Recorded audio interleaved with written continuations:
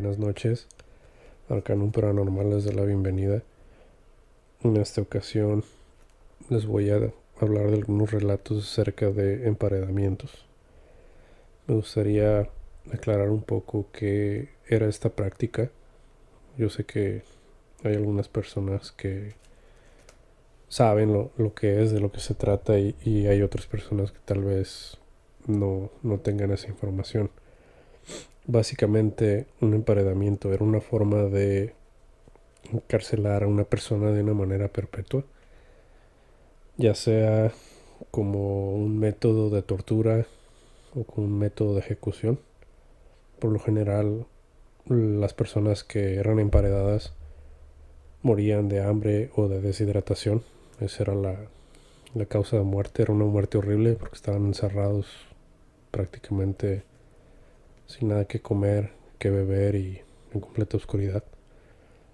Esta práctica se tiene entendido que existía desde el Imperio Romano hasta incluso tiempos más contemporáneos.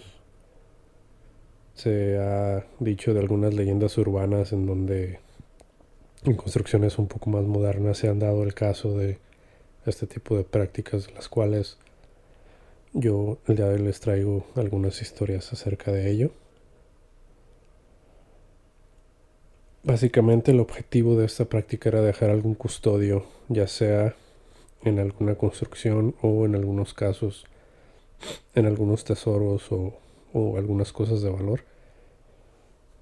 La finalidad era, como mencioné, dejar un custodio para que cuidara del lugar, ya sea que su espíritu estuviera rondando, se asegurara de que el lugar estuviera siempre cuidado, o en este caso el tesoro, alguna persona de la hacienda elegía algún peón, guardaba ese tesoro en alguna parte de alguna pared de la casa o en algún agujero que cavaban. Y por desgracia, esta persona que era elegida para hacer ese trabajo era la persona sacrificada para que pudiera ser guardián de esa pertenencia o de esa propiedad. En el caso de los tesoros había otro objetivo para que él no divulgara la locación de ese tesoro y para que estuviera como guardián de ese mismo.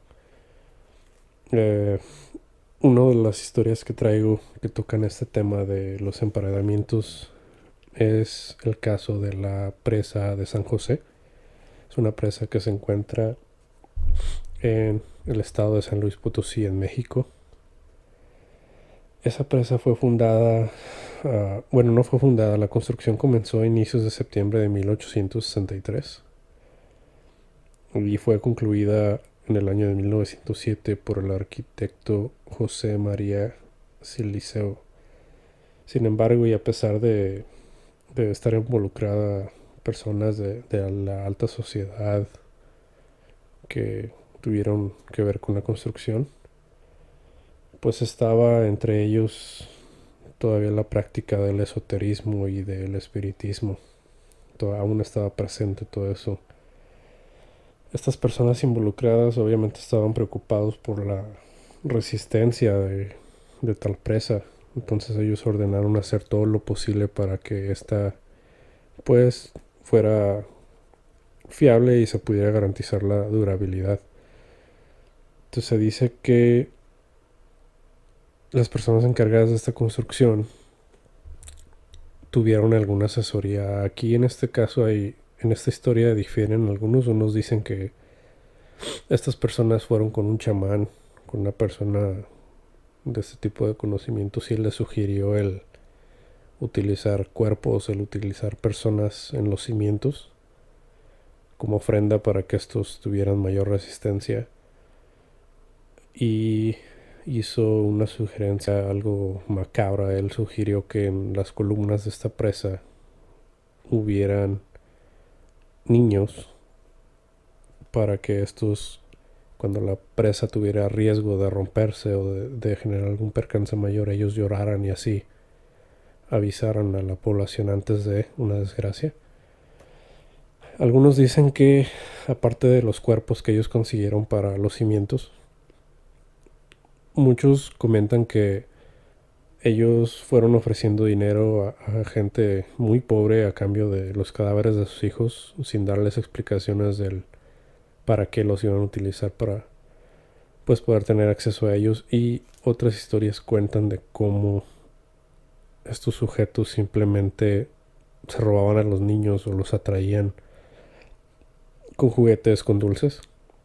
Eran llevados a los orificios de las columnas y allí procedían a emparedarlos vivos. Se dice que solo una vez los niños han llorado, y esa fue la noche del 14 de septiembre de 1933. Esa noche, antes de que la presa de la Constancia se reventara y causara muertes en toda la ciudad, varias personas comentan que escucharon sollozos, que escucharon llantos esa noche sobre el mismo viento. Y al día siguiente, obviamente, esta presa se desbordó. Y muchas personas comentan eso, que sí escucharon tal cual ese llanto, y esa es la fecha en la cual se tiene registrada de esta catástrofe que ocurrió el día de ahí. Me gustaría que quedara documentado. Es una historia que yo escuché hace tiempo de un señor que llamó a este famoso programa de radio que se hacía llamar La Mano Peluda, el cual el señor comenta que no recuerdo bien si él era de Celaya o de Guanajuato, era de algún lugar, de algún estado cerca de la capital, y el señor estaba en busca de trabajo. Él comenta en su historia que él vio un anuncio en el periódico en el cual una obra grande e importante se estaba llevando a cabo y necesitaban trabajadores de la construcción, ya sean plomeros, albañiles, etcétera. Entonces este señor, pues obviamente en busca de alguna oportunidad, viajó a la capital a aplicar por el empleo. Él comenta que no sabía de qué se trataba esa construcción grande, pero que había demasiada gente, había unas filas grandes para poder aplicar en el trabajo. Este señor platicaba entre la fila con otros compañeros que también venían de otros estados, al parecer también en busca de trabajo. Algo que le llamó la atención a él es que en esa construcción empezó a desaparecer gente. Como era una construcción enorme, le estoy hablando de la construcción del Estadio Azteca. Esta historia muchas personas no la conocen, aparte de los que escucharon esa vez ese programa de radio. Pero este señor cuenta lo que vio en la construcción del Estadio Azteca. Esa era la enorme construcción en la cual él había participado. En el anuncio no mencionaban eso, pero él al llegar se dio cuenta que efectivamente era el estadio. Él se dio cuenta que todas estas personas empezaban a desaparecer, algunos, y muchos pues le echaban la culpa al, no, pues es que se regresó a su pueblo, a su tierra, o simplemente ya no se presentó a trabajar, etcétera, ¿no? Curiosamente en las noches separaban a las personas, de manera en que personas que tenían familia o familiares ahí, o que habían venido con ellos, los mantenían en un grupo de trabajo, y las personas como este señor que iban solos, o sea que no tenían su familia ahí, sino que venían de otros estados únicamente a trabajar y a mandar dinero, eran parte de otro grupo. En esta historia el señor cuenta que un día estaban trabajando en los cimientos tal cual del estadio, y era en el turno nocturno, era en la madrugada que estaban trabajando, echando los cimientos, montando varillas, etcétera. Y el señor cuenta que de los socavones que había, obviamente contaban como con unas escaleras hechizas para poder salir y entrar. Y él comenta que él salió de ese agujero por medio de la escalera para poder agarrar una herramienta que necesitaba, cuando de repente escucha que uno de los ingenieros grita, ok, remuevan las escaleras y comiencen el vaciado. A pesar de que ese ingeniero sabía que todos esos trabajadores estaban ahí abajo en esos socavones. Entonces este señor no podía creer lo que estaba viendo. Él cuenta aterrado de cómo él se puso a pensar en sus compañeros, en todas esas personas que estaban ahí. y de lo afortunado que él era de haberse salido a tiempo por esa herramienta y de no haber estado en ese momento ahí abajo.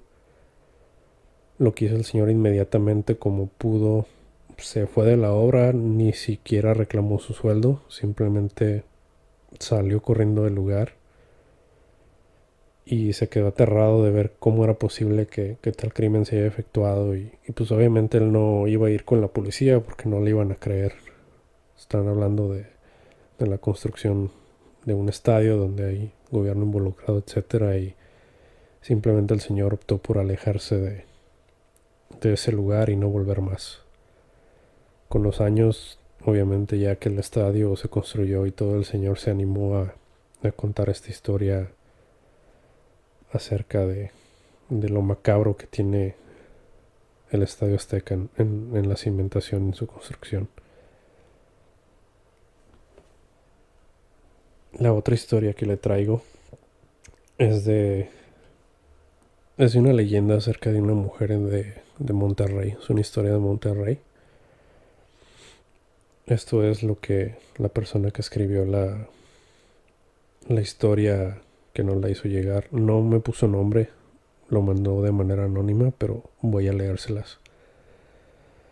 Un día la mujer dejó de ser vista por el barrio, ahí por la calle de Raimundo Jardón. Así se llama al parecer esta calle, en un lugar de Monterrey. A los vecinos les extrañaba que no se dejara ver, ya que era muy dada a platicar con cuanto hombre se le atravesara en la calle. A pesar de que era casada, ella llevaba una vida muy desenfadada, muy tranquila. La posición económica de su marido así se lo permitía. El esposo tenía una fábrica de hilados, al parecer en el centro de Monterrey. La mujer se pasaba las horas del día pues haciendo lo suyo y el marido atendiendo pues los clientes, los pedidos del local, de surtir en otras poblaciones, etcétera. Su negocio estaba muy acreditado por la calidad de sus productos y del trato que pues, les ofrecía el señor, ¿no? En el barrio, obviamente, las vecinas hablaban de la esposa, decían, mírala, el marido trabajando y esta señora ahí engañándolo con otros hombres. Total, así pasaron los años y desfilaron por el barrio una buena cantidad de hombres que se llevaron un pequeño hilo de la madeja de la esposa. Por supuesto que el marido sabía de la vida que llevaba su mujer. Varias personas cercanas a él le decían muy confidencialmente que ordenara a su señora que se dedicara más a su casa y a ella. Claro que al hombre le resultaba penoso y le haría el orgullo que le dijeran esas cosas. Así un buen día tomó la determinación de capacitar a un empleado para que fuera tomando paulatinamente sus labores en la fábrica de hilados. Sobre todo la atención a los clientes, que era la columna vertebral del negocio, era lo principal. Así fue y así quedó. Un día ya no se levantó temprano el señor para ir a su empresa y la mujer le preguntó que si se sentía enfermo o mal. Él le contestó que sí, que algo indispuesto, pero nada grave, que deseaba reposar un poco. Al escuchar la respuesta, la esposa le dijo que si no era tan grave, entonces ella iba a misa y posteriormente a hacer sus compras al mercado. Y se fue muy campante la señora, ¿no? El esposo la siguió sin que ésta se diera cuenta. Y sí, fue a misa, pero solamente entró y salió por la puerta adyacente a la iglesia para encontrarse con otro hombre. El marido, al ver aquella esencia, se regresó a su casa más que enojado y preparó su plan. Esto no podía seguir así. Al mediodía llegó la mujer con unas pocas cosas del mandado y preparó cualquier platillo para darle de comer al marido, diciéndole que al terminar de comer se tendría que marchar para hacer algunas otras compras que le habían faltado. El hombre le dijo que estaba bien, que al regresar le tendría una sorpresa. Ella, entusiasmada, le preguntó de qué se trataba. El marido le dijo que era algo relacionado con un nuevo lugar para vivir. Cuando llegó por la tarde, casi noche, la esposa de andar en lo suyo, el marido le dijo que sí estaba lista para conocer su nuevo lugar y ella le contestó que sí. Para esto el señor le dijo que se pusiera un bonito y elegante vestido para celebrar y ella accedió. Ya vestida, la llevó a una de las habitaciones de la casona y le mostró un gran hueco en la pared. Un gran hueco en la pared, perdón. Y ella sorprendida le dijo que de qué se trataba. A lo que él le respondió que por su comportamiento e infidelidades sería castigada, que le iba a emparedar. La mujer, asustada, obviamente quiso salir de la habitación, cosa que no le fue posible, pues el marido la sujetó fuertemente con unas hilazas gruesas de las que tenía para uso de la casa. La mujer gritaba pidiendo auxilio, pero en esa casona los cuartos de atrás no se escuchaba para nada al exterior, lo que por ende nadie escuchó sus lamentos. Termina la leyenda en donde ya emparedado a la esposa infiel.